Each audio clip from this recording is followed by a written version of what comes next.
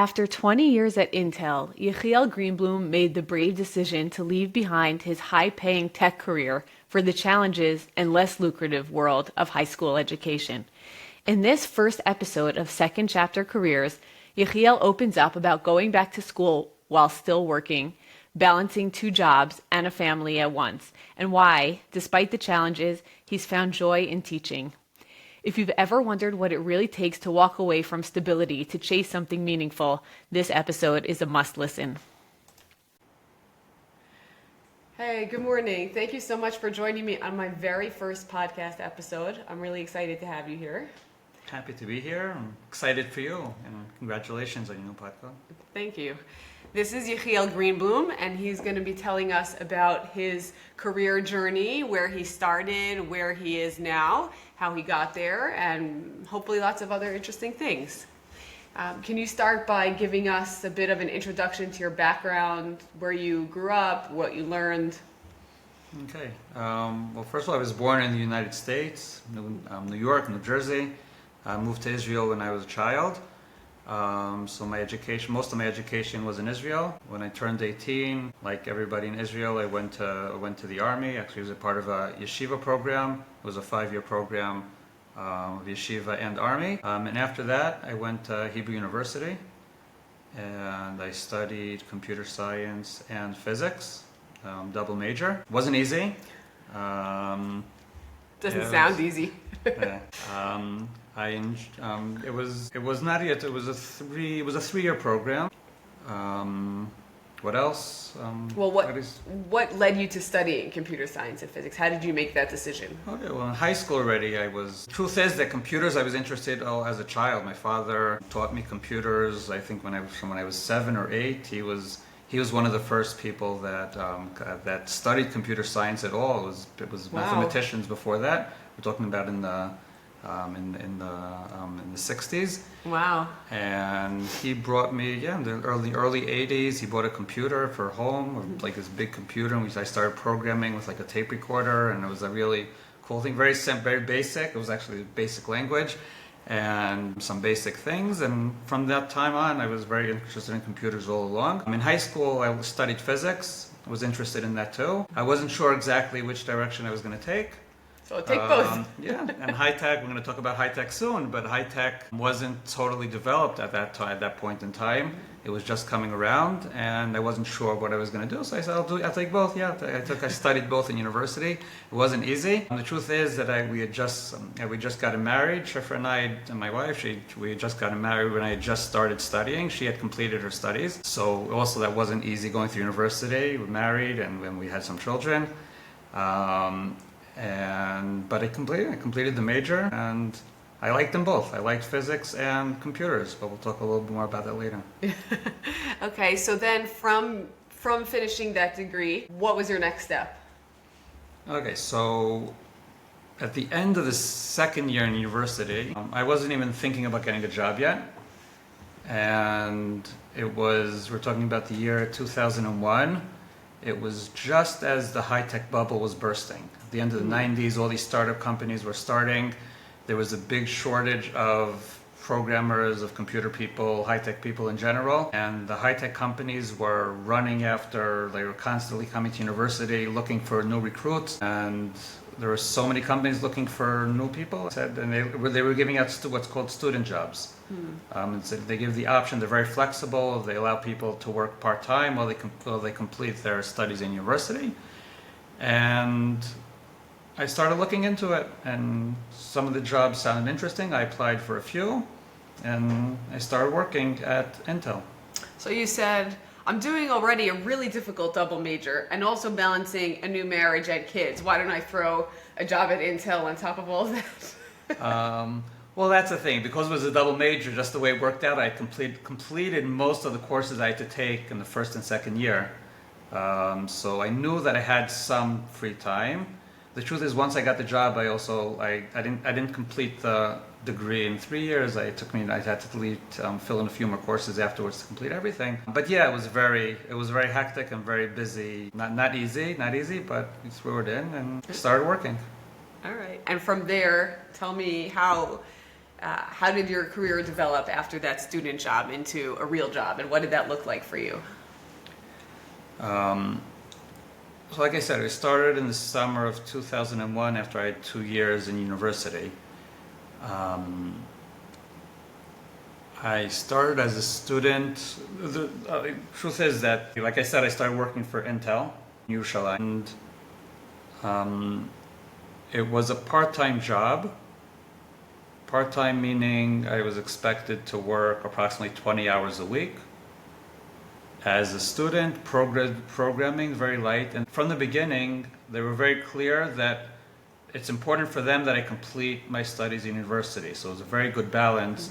I mean, they were less concerned with the family. No, they were concerned with the family. That's not true, but they were very concerned that you don't think that you started working, so you shouldn't complete your university. On the other hand, we want you to work. So if it's not working out, let's not. But they were flexible. They said, okay, when you have exams coming, you can take some time off, and then you have some vacations. You'll put in a few extra hours. But it was a part-time job. It was actually in a validation group. So we were writing like scripts. It wasn't necessarily real programming. It was more of a testing software that was being developed at Intel, and I was learning a lot. I was learning a lot from the job, actually. So the fact that I was able to work on the things that I was studying and have a real job and combine the two, it was very productive, I think, both for university and for the job itself. Was it expected that you would continue at Intel when you finished with your studies, or that wasn't part of the consideration?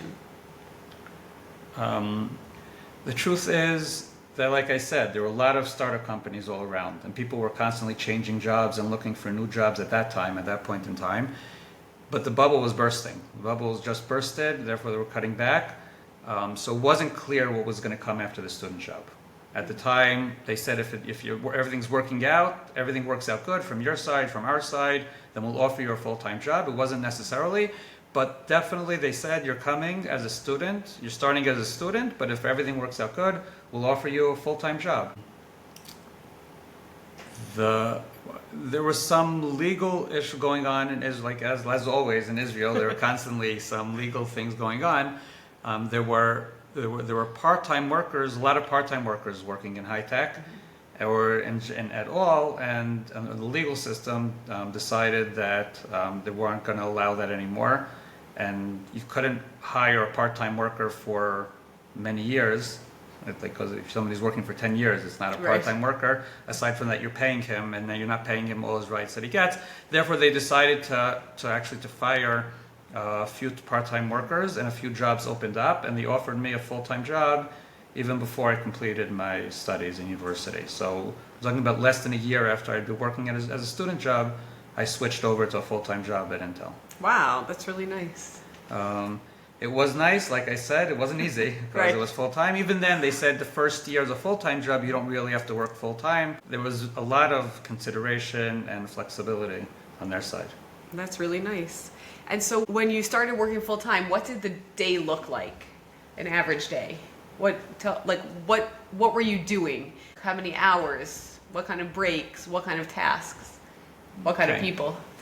So first of all, I can say that at Intel was not a typical high-tech job that I heard of from friends or other people that were working in other places. Like I said, I also grew up with my father worked in software and high-tech for many years, usually coming home late at night and putting in lots of extra hours, and that's what I saw people were doing. At Intel, it's more of a corporate company. It wasn't a startup company. Mm-hmm. There were times of pressure, but for the most part, we were talking about 9-hour days. We were expected to work from 8 o'clock in the morning to 5 o'clock in the afternoon. When I was still a junior, it was mostly stuck to those hours. You come in at 8 o'clock in the morning, you work for 4 hours, you take an hour off for lunch and other things, and then you work for another 4 hours. I'm talking about in the year 2001, not everybody got a personal computer at work. So if you wanted to, and you actually came to work and did work, you weren't busy doing lots of other things on your computer. No Facebook. We sat in the lab, no Facebook, no WhatsApp, none of that stuff. You actually came to work, spent a few minutes checking your emails, we went down to the lab. We did, like I said, I was working in a validation group, so most of our work was testing. We were actually developing really cool scripts and testing tools to test the software being developed. And we spent a few hours in the lab, like I said, from till about 12 o'clock every day. We spent time in the lab. Then we had time, a break for lunch, and connect to the internet a little, check emails again. And it was back to the lab for another 4 hours of work till the end of the day. It was combined work. We were working together with software developers, and we worked with them together. And when we found a problem that we were testing, we sat with them, and it was actually there was a lot of respect for juniors, for new people that had come in. They were interested in our opinions. I felt very comfortable in the job, very happy there. I felt that my voice, my opinion was being heard, being respected. Spoke to more senior people at the company, and it was a good time. I was very happy there. Before we move on, I just want to hit on something you said for a second about respect for juniors. I think in today's career environment, juniors get a lot of respect in a way. Kind of people on the older side maybe are becoming obsolete, or specifically in the high-tech world, people think that their skills may be expired. How do you feel about that? What's your experience in terms of the relationship between juniors and seniors in today's work environment? Okay, well, I can tell you about my experience. I think it wasn't typical from what I heard. Like I was familiar with what was accepted in the high-tech community. People came to work for 12, 13, 14 hours a day. People that were older or in their 50s or 60s, nobody was expecting them to work those kind of hours, and they were sort of shifting out, and the workforce was very young in most companies. At Intel, there were a lot of younger people, my age, in their 20s or 30s, but they're older. There definitely were older people. I remember there was one person actually retired from Intel, like reached retirement age in Intel. So I'm not saying everybody was older. I think in Israel, the more like security defense companies, they had older people working for them, and those were more the corporate people working for them. Intel was a younger environment, but what I heard stories from other people, we did have older, and there was a lot of respect for older people, for their opinions.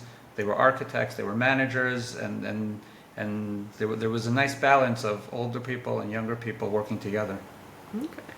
All right, thank you. So then you were at Intel. What happened next?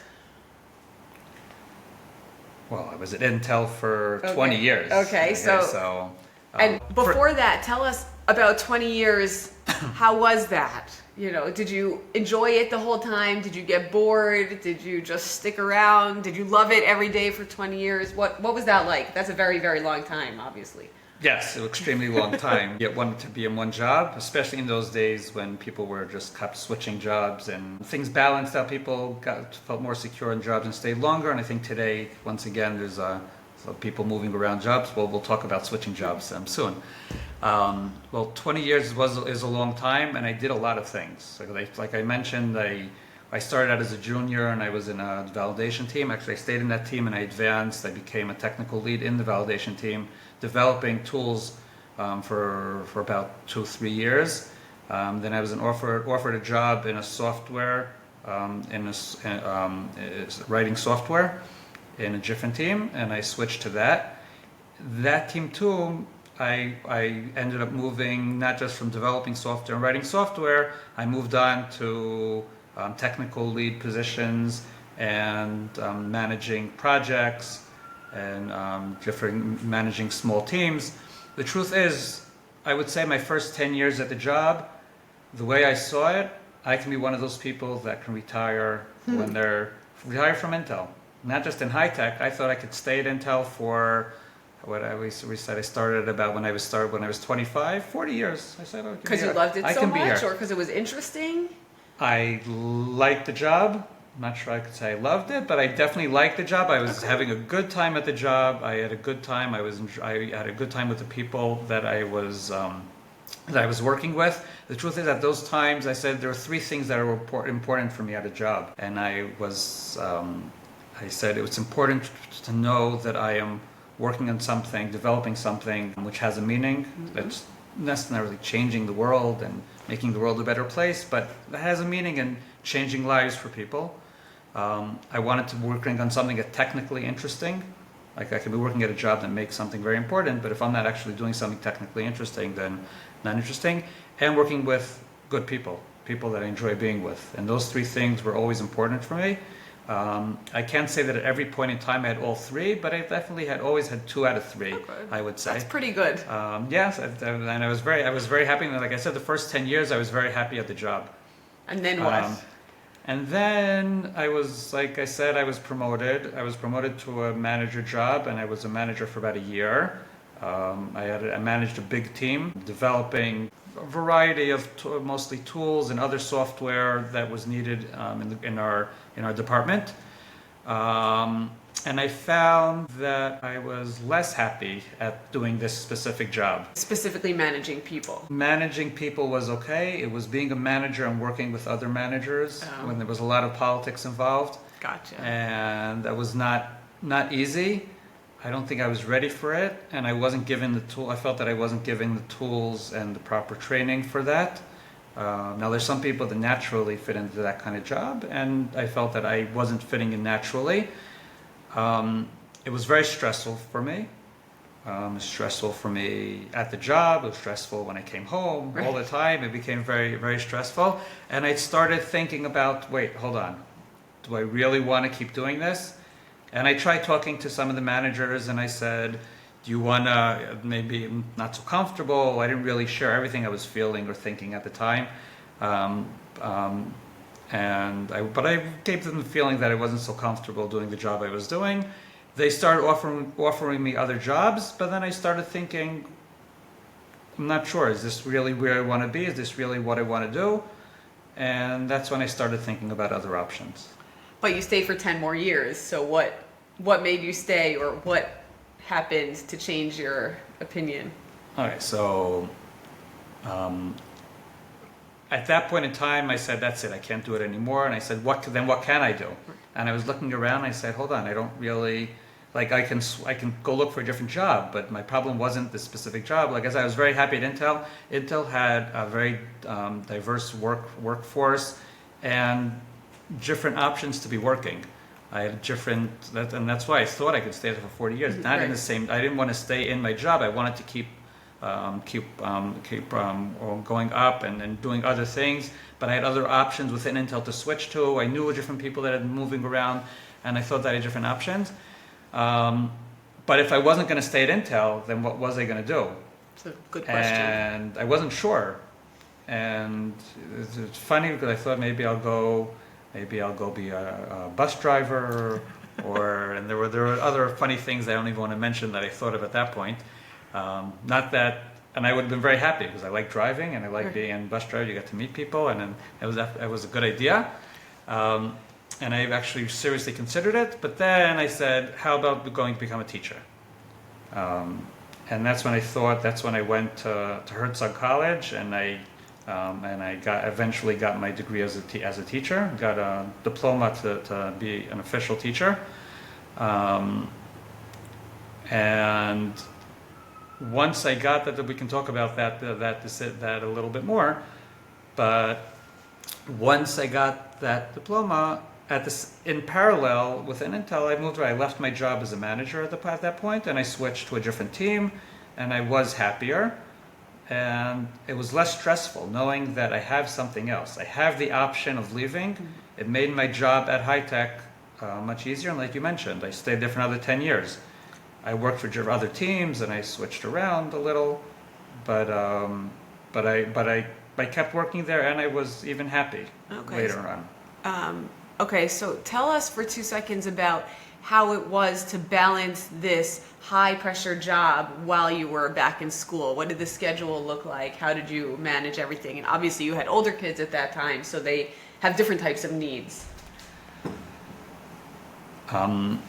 So Intel made a mistake, and they actually supported my going back to school, and it was sort of a balance. And to be more serious, we think it's important to have good teachers and actually within Intel there were programs for people to volunteer in schools and support teachers and help them math and computers and sciences in the classroom. There was a program where workers from Intel actually went into classrooms and helped teachers. So they said, oh, we're all in favor of supporting the educational system. So we think it's a great idea that you want to be a teacher. We're not in favor of you going to be a teacher. So they supported me going, and they realized that it was either that or I'd probably just get up and leave. So it was either take it or leave it.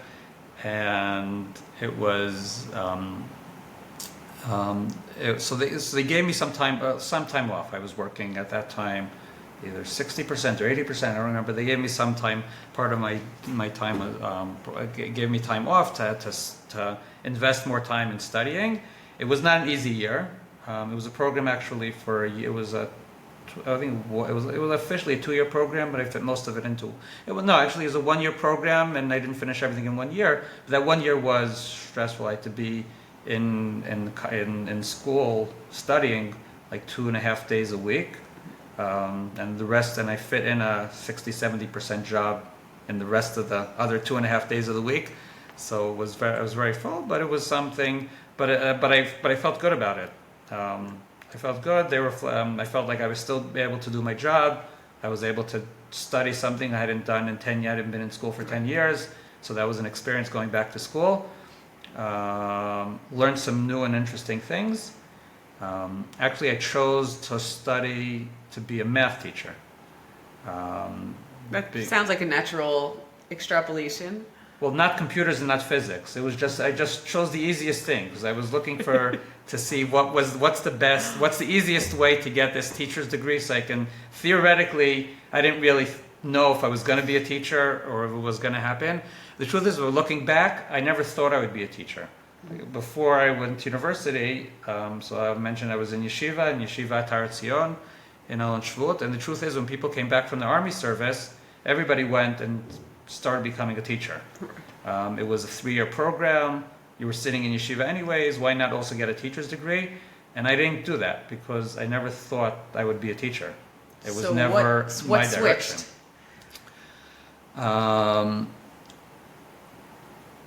Well, I started thinking about it. Why didn't I want to be a teacher? And what I had in mind were teachers that I had met, and some of them were good teachers, some of them were not. And the truth is that I had lower respect for teachers at that time.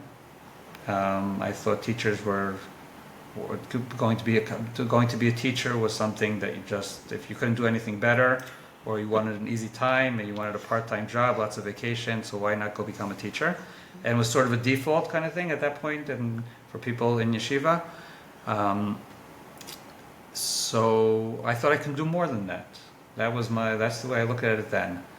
After I had children in the educational system, I started meeting teachers. Not all of them were great teachers, but first of all, I gained a lot of respect for the teachers that were in the system and what they were doing, educating our children, meaning the children in general, the work they were doing in school, the hard work that they were doing, on the one hand. On the other hand, I became aware of the big shortage of teachers. And there were a big shortage of teachers, big shortage of good teachers. At the time, there was the program that I joined actually was a program for people leaving high tech or leaving people that had been working in the industry for many years and getting them to become teachers. And over the years, the truth is that I taught. I had always taught, but not in school. It was not. I was out of school when curriculums, gave different classes, didn't have to deal with discipline or things like that. Taught people that wanted to hear me teaching. But there was not an official teaching job. It was giving different classes on various topics. And I thought, and the truth is also within Intel, I felt that I had a lot to give training new workers that came in. Even not as a manager, I was put in a position to help new people coming in. and people felt that I was teaching them well, and people joked and said, "Why didn't you become a teacher?" And it was sat there in my mind, and I thought, okay, why not try it? It can't be worse than what I'm going through in the high-tech job.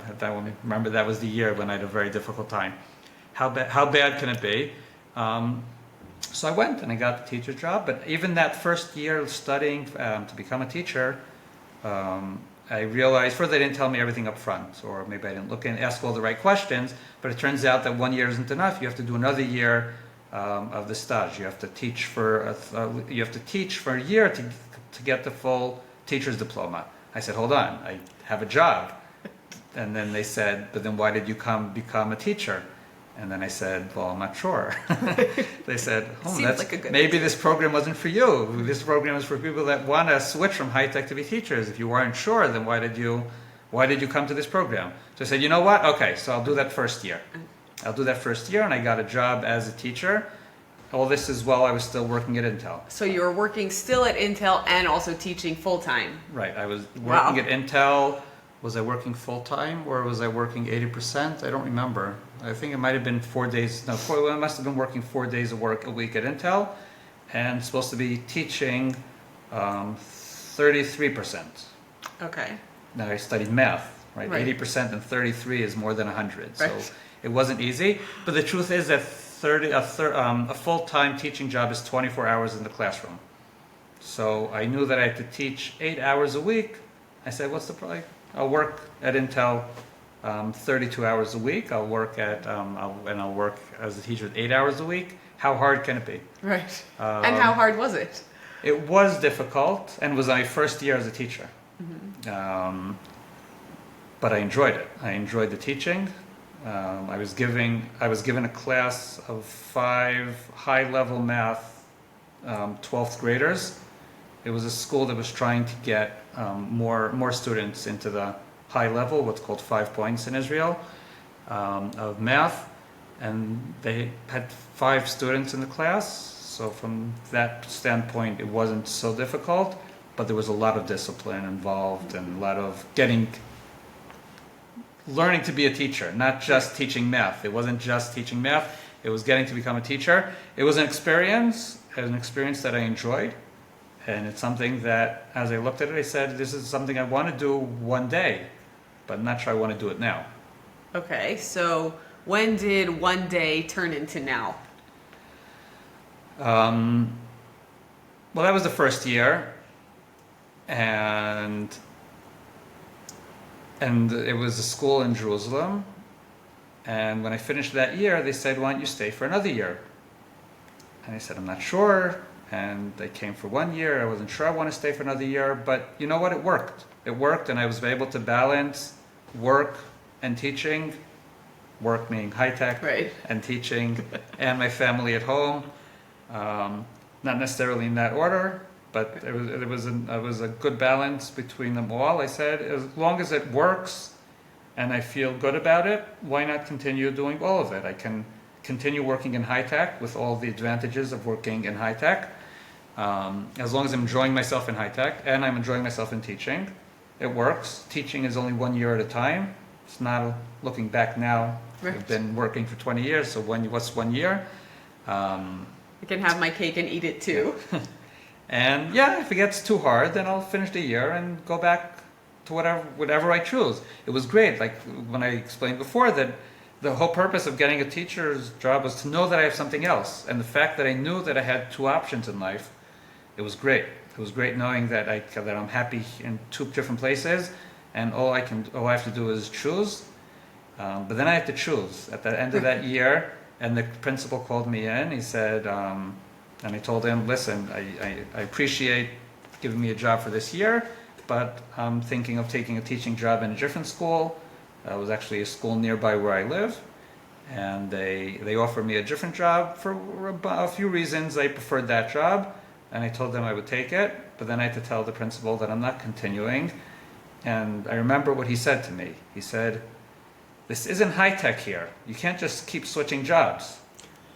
And I thought it was very funny because I never changed jobs in high tech. So I had been working at high tech at 10 years at the same place, and I wasn't planning on leaving. at least not soon.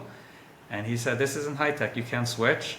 I said, actually, I can switch. You don't want me to, and it's not like that. And I think that I can learn to be a better teacher in the other school. That was one of the main reasons. It was a more established school with a stronger math program. I said, you know what? I want to switch to that school, and I'm gonna become a better math teacher there. I'll have more support from other professional math teachers. And I'll learn to be a better teacher, I think, in that school. And once I do that, one day I'll come back here. And did you? Yes, that's the school I went back to a year ago, and that's where I've been teaching for the past year. It's a Noam school, Noam Yeshiva High School in Jerusalem. Mm-hmm. I was very happy to be able to close that part of the promise. Promise, yes. So from balancing 80-33, let's say, when did you decide to leave high tech entirely? How many years did you do that? What was the catalyst that made you say, I've had enough? Well, I've had enough happened a couple of times in those years. So, like I said, I went back we were talking about at the point in time. I took a year off to study to be a teacher. Then I was a teacher for 1 year, stage, to get my full diploma as a teacher. And I had people watching me as a teacher, and they said, yeah, you're great. They don't really check so much. And we could talk about that later if any of you want to be a teacher. But I was recognized as a good teacher, and I've been going into teaching 12th grade, 5 points math is not something they let everybody teach. So I guess they just assumed I was pretty good, and I guess I was okay, good enough to do that.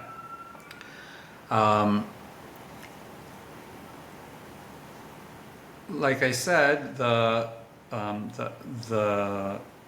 got another job as teaching in the other school. The other school I went to, actually, my son had started studying in that school, and then my third son also eventually went to study in that school, and I was at that school for 3 years, and I was working that balance of 33% somehow was working out, and I was happy actually doing both together.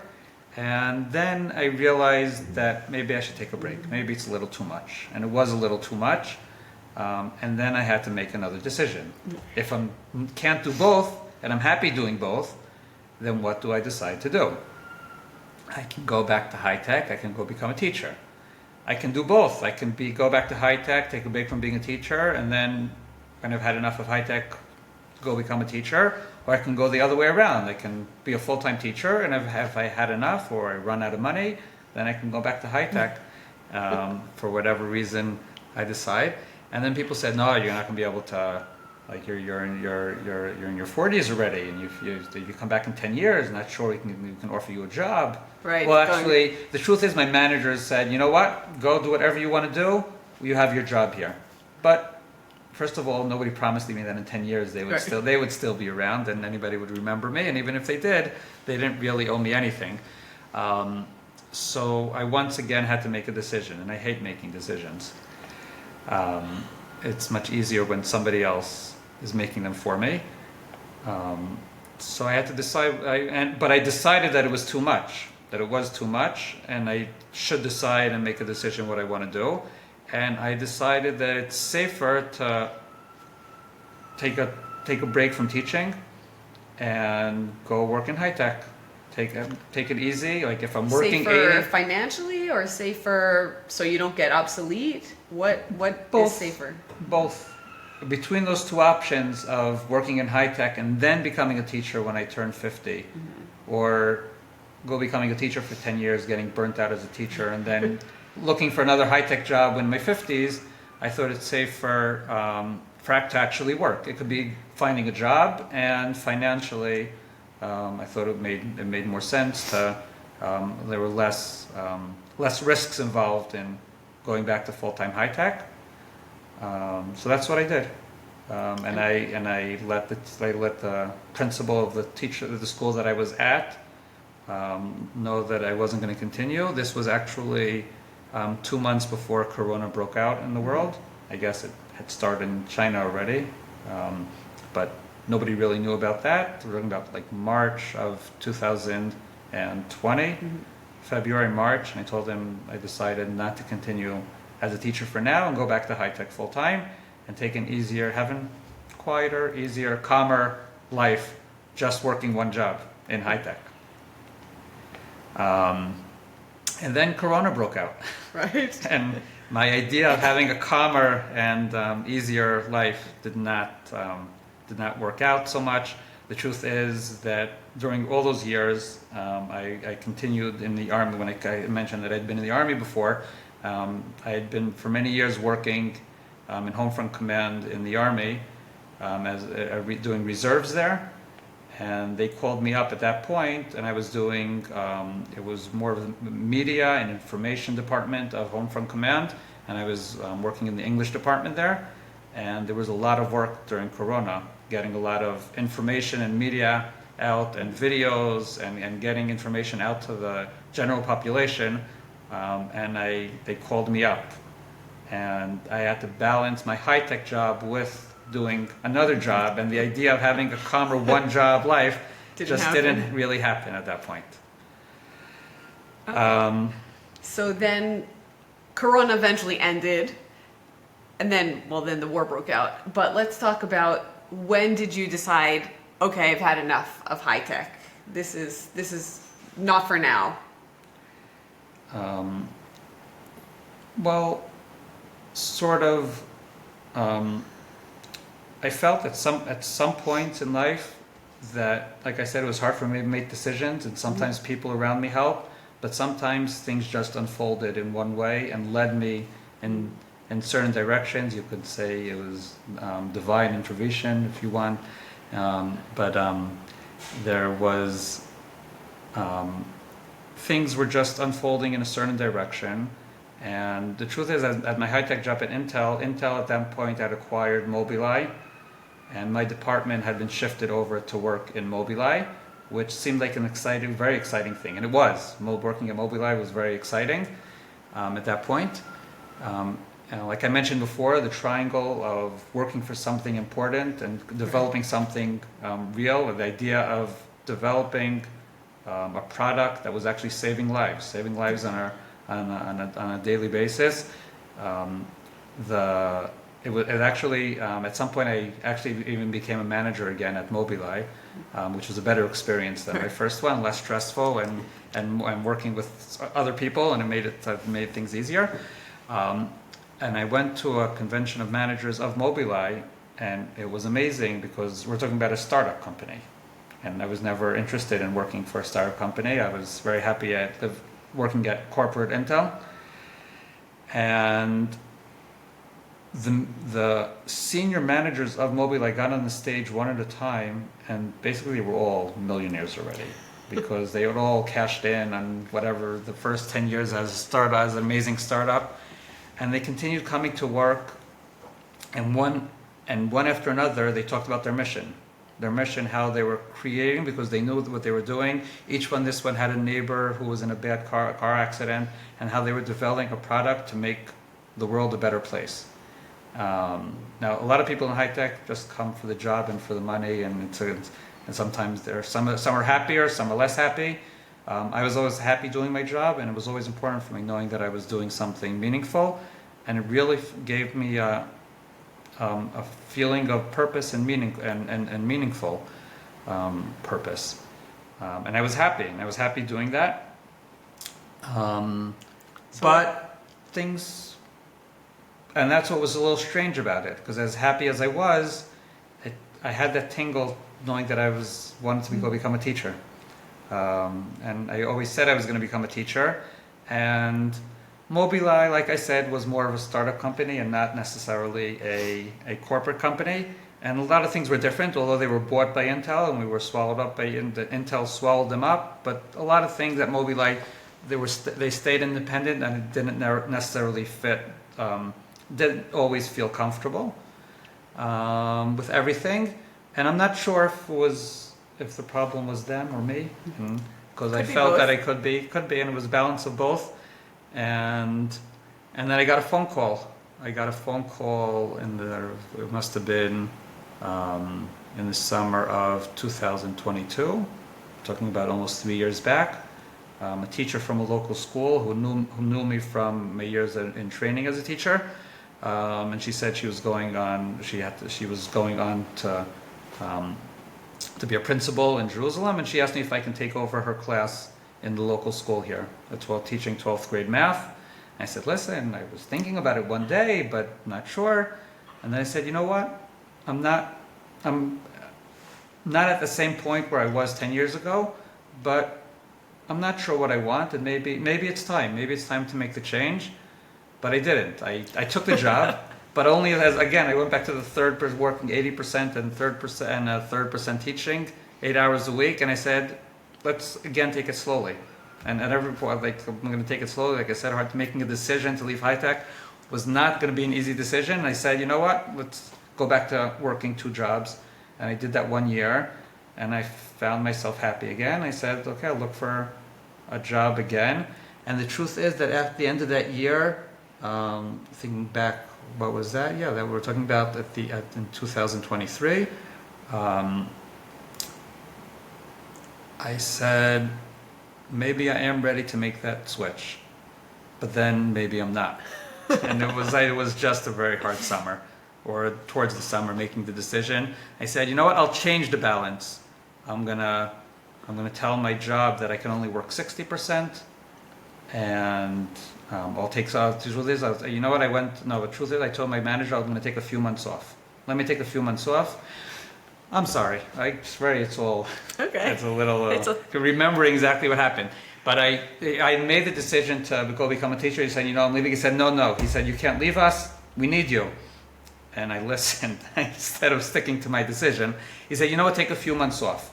Go become. And I was teaching half time instead of even more than half, like 60% teaching. And I took 3 months off from work to do that and see how it was. And I came back to him and I said, you know what, I'm having a good time teaching. So he said, you know what's okay, so teach 60% because you like teaching so much, and keep working for us for 60%. And I said, yes. And that worked for another few months, for about a year. And then I came to him and said, you know what, I decided that for a number of reasons, I'm going to be a teacher. And I want to become a teacher. I might be a teacher for 10 years and change my mind and come back, but I'm ready to make that leap and make that switch, and I'm leaving my high-tech job, and I'm going to become a full-time teacher. Wow. And that's what I'm doing today. I started at the beginning, this was 8 months ago. I switched to full-time teaching, and this year I'm actually as a full-time teacher. And what do you love about teaching? What's been the most surprising thing you found that you love about that life and that job?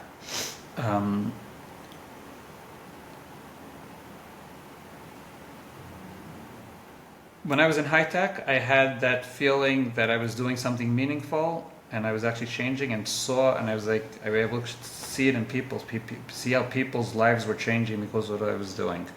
In teaching, I saw that almost immediately. I was working with youth, with children, teenagers at the end of high school.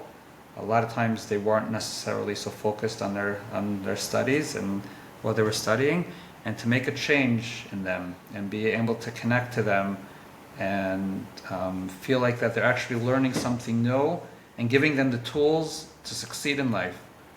Now somebody else could have done it, maybe. But first of all, it was me, and hopefully I was doing it, giving them even more than that, giving them more than what they would have gotten if I wasn't their teacher.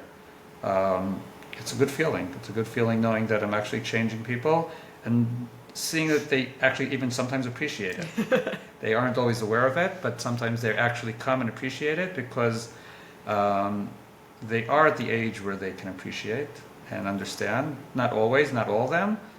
Also sometimes on delay, by the way. You That look is true. back and you're like, oh, I really had an important experience there, but I didn't realize it at the time. Yes, so yeah, but they don't always come back. You know, No, but sometimes they just realize it even for themselves, where they tell their children about my 12th grade math teacher and how he prepared me for my future in some way, you know. I Right. see that with myself. Yeah, so, well, first of all, I recognized as a teacher, and also, like you said, in life in general, you look back and you see the impact that certain teachers or certain people had on you, and the fact that you remember them 30, 40 years later means that they do remember, and you realize, and then, but that's a theoretical impact, right? I don't know if I'm impacting because I had a lot of teachers that didn't have Right. that impact. So am I one of those teachers? I don't know, I hope so. And the fact that even in class, last week I was teaching physics, and we had a class, and one of the students just popped up and at the end of the class and said, "Wow, that's one of the most amazing classes or things that I've learned in the." Now, somebody else could have been teaching him, and he could have learned the same thing, but he was like, "Wow, that's an amazing thing we just learned." I was surprised because I thought it was a difficult thing, and they thought they were just going to have to like plow through and get and understand the material. And he was able to look back and say, "Wow, that was a great class," and it's a good feeling. It's a good feeling to get that feedback, not necessarily on a day-to-day basis, but definitely on a weekly or monthly, definitely yearly basis of seeing the children mature and how they came into you. Now I'm also teaching 10th and 11th grade, seeing them come in at a younger age and then eventually maturing, and what they got at the end of those years. That's beautiful. I wish every teacher was, you know, had that attitude towards things. A lot of them do, but it's hard to see. Right. What is the hardest thing that you've discovered about teaching? Working with people, like I said before. Some of them are similar difficulties to what I had in high tech. But discipline, as much as I said, like I receive, I would say, the more mature kids, we're talking about the end of high school, they're supposed to be more mature. It's a high level math, so they don't have to be in my class. They can choose to go into an easier or lower math, high level math, and they choose to be in my class, so I shouldn't have to be dealing with discipline too much. But it's discipline. It's discipline of sometimes behavior even in class, discipline of keeping track of their homework. Like I just want to come in, and sometimes I feel like I just want to be a lecturer, like come in, Right. teach them, make them happy, and they just go out and do their work. But it's not so easy, because being a teacher means following up on their work, making sure that they're doing what they're supposed to be doing, and grading their tests. That's one of the worst parts of being a teacher. Because you have to do it at home? I or was because happy to hear that other teachers have the same problem. I have to do it, well, you have to do it at home.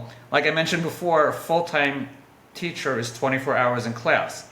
Now, a full-time teacher is a full-time job. Right. We might have 2 months off in the summer, and even then we're expected to take courses and other things, but we have vacations, and we're very happy and thankful for that. We don't necessarily get compensated properly, but I'm not going to say it makes sense. I'll get in trouble if I say that. But a full-time job means 24 hours in class, but there are hours of preparing for class, and there are many hours after the class, but like I said, grading tests. Grading tests is a difficult, time-consuming process. It's a little more comforting knowing that other teachers feel the same way, even very experienced teachers.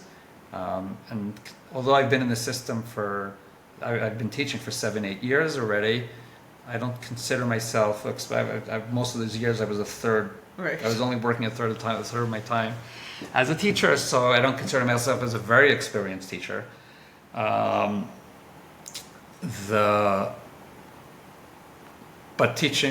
grading tests is difficult, and yeah, it's time consuming and just hard to just feel like taking a long time, and you're not sure what you're doing and why you're doing it. Eventually, you're giving feedback, and this is what the students need. But it's hard. I taught as an English teacher for a while, and I assigned to do an essay, and everyone gave the same topic, and I had to read the same essay over 25 times. I ended up leaving teaching because I couldn't take that grading, so I really, really feel you on that. I would love to hear, just as we wrap it up, what advice would you give to someone considering leaving the financial stability and the clout of working in high tech, especially in these days where it's very very respectable, to someone who might want to change to something different, perhaps even teaching, which, as you rightly pointed out, doesn't get as much respect, even though it deserves it equally as much?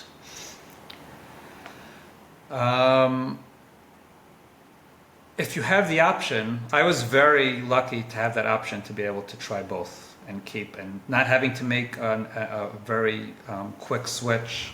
On the other hand, it helped. I was able to put off my decision for a while. So, if somebody would have forced me to make the decision earlier, it might have been better. From the financial side, I guess check the numbers. I mean, when I became a teacher, everybody asks me, "How did you, didn't you?" It's a big question. Did you take a big change? Yes, it's a big financial change on the income. But after working 20 years at Intel, I'm happy to say that I'm not. It was less of a concern.